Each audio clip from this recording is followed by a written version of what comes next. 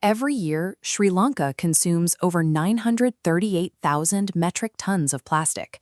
Of that total, only 28% is recycled or reused, and 32% is burned. That leaves 40% entirely mismanaged. On a daily basis, the country generates roughly 7,000 tons of municipal solid waste. Local authorities collect less than half of it. The remaining 3,600 tons do not disappear. This waste accumulates on roadsides, washes into regional waterways, and penetrates deep into local forest ecosystems. This chart breaks down the origin of litter reaching Sri Lankan beaches. It shows that 90% comes directly from inland sources, rather than washing ashore from global ocean currents. When this local waste enters the ocean, it becomes a severe hazard. Plastic makes up nearly 80% of marine debris in Sri Lankan waters. This volume of uncontained pollution is now directly intersecting with Sri Lanka's most valuable economic assets, its coastal, natural, and cultural tourism destinations. Sri Lanka's international marketing relies on pristine coastlines, but the reality on the ground frequently involves heavy accumulations of plastic bottles and food packaging.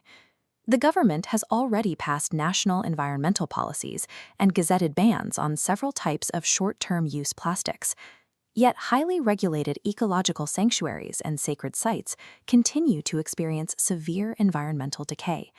Visitors easily bypass national restrictions by carrying prohibited items directly into these zones.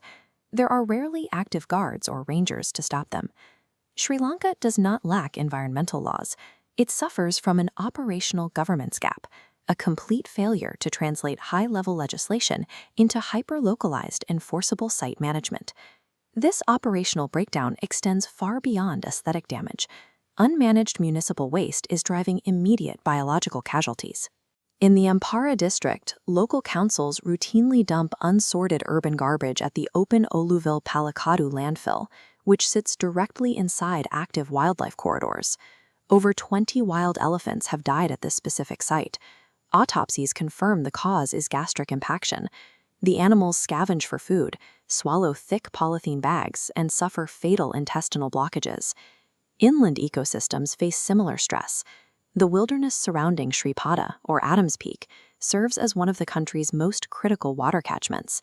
During the annual pilgrimage season, tens of thousands of visitors leave behind over 110 tons of non-biodegradable waste. Rainwater washes this plastic down steep terrain, poisoning the watershed that supplies millions of downstream citizens.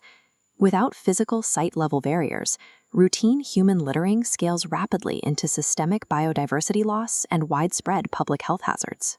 The same governance gap failing to manage waste is also failing to manage physical visitor volume. Yala National Park recorded nearly 647,000 visitors in 2024. During peak periods, up to 500 safari jeeps operate inside the park simultaneously. The absence of strict vehicle limits generates severe noise pollution, and visitors routinely drop food from their vehicles, forcing wild animals into unnatural behavioral dependency. At the Sigiriya Rock Fortress, intense, unmanaged international foot traffic threatens the structural integrity of a delicate archaeological site. Modern international tourists evaluate destinations heavily on ecological stewardship. Visible pollution and severe crowding generate negative reviews on global travel platforms, rapidly depressing the country's brand value. Ignoring carrying capacity and site cleanliness drives away high-margin ecotourists. The resulting shift toward low-margin travel directly reduces national foreign exchange inflows.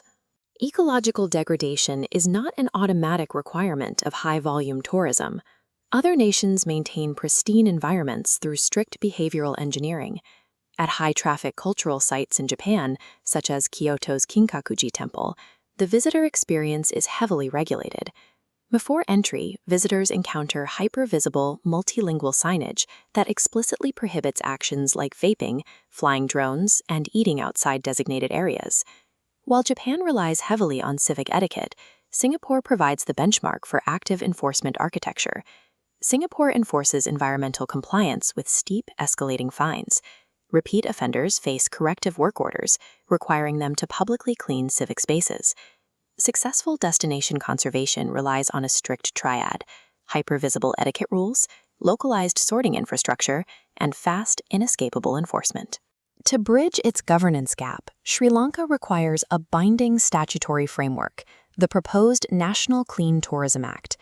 This legislation requires replacing open, unmanaged trash bins with heavy-duty, wildlife-proof zoned sorting infrastructure backed by solar-powered CCTV surveillance.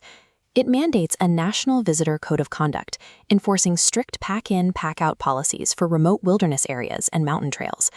The enforcement mechanism updates financial deterrence to reflect current economic realities, starting with an immediate 10,000 rupee spot fine for general littering and escalating up to 250,000 rupees for habitat damage. To execute this, a specialized cadre of environmental rangers would be deployed to high-risk zones, equipped with digital e-ticketing systems to issue citations instantly on the field. This act replaces fragmented, voluntary cleanup campaigns with a legally binding operational machine. To halt ongoing ecological decay, the government must act immediately.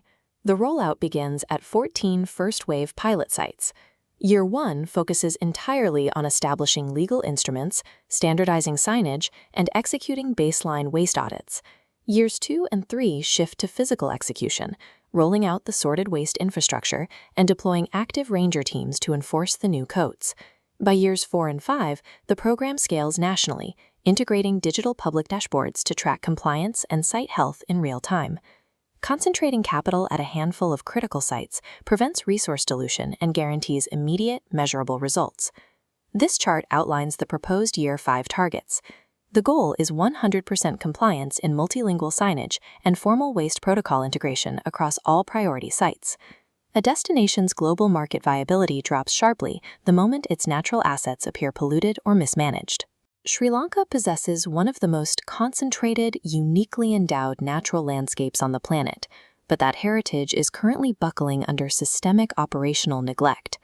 To secure national tourism revenue and preserve its ecological foundation, Sri Lanka must implement a structured, legally enforceable visitor management system before the damage to its sacred landscapes becomes permanent.